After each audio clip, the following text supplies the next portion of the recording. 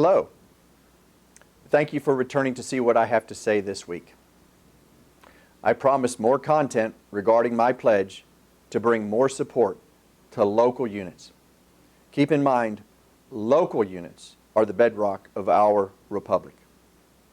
And my heart's desire is to return this republic to the people who embrace our Judeo-Christian heritage and actively stand for the Constitution and the liberty it secures. I'm appealing to those persons who are struggling with concerns that our Republican Party is not getting the job done against a more organized, secular, progressive opponent. We must restore our republic to our founders' vision. We must think local and win bigger.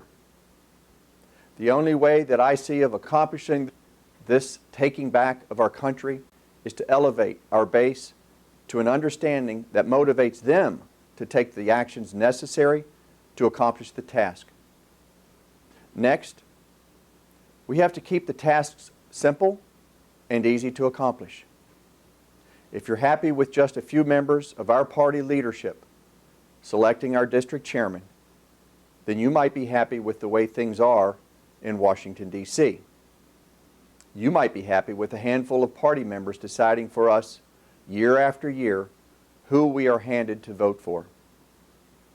But if you're like me and want to see more voters get involved in our district, then you should consider my campaign slogan, Think Local, Win Bigger. Our campaign will be defined by dozens of people, not just me, fighting for a restoration to our constitutional republic. We are starting this fight right here in the 6th Congressional District. We will accomplish our goal by redirecting our district committee's resources to serve your local unit. We need our vice chairman communicating with our 3 regional vice chairs to provide the tools our local units need to succeed. We need our state central representatives carrying our voice to the Republican Party of Virginia in a manner we have directed them. We need our college Republicans engaged in a way that satisfies their needs for involvement and assists our unit members with skills and activities that our older unit members may not have the inclination to consider. We need our Republican women's groups and young Republicans beside us and inside our local units to such an extent that they become a force multiplier, helping us elect Republicans to office with much bigger margins. And in addition to their involvement, we need to hear from them at the district meeting. We need to rejoice and celebrate together as we think locally and win bigger.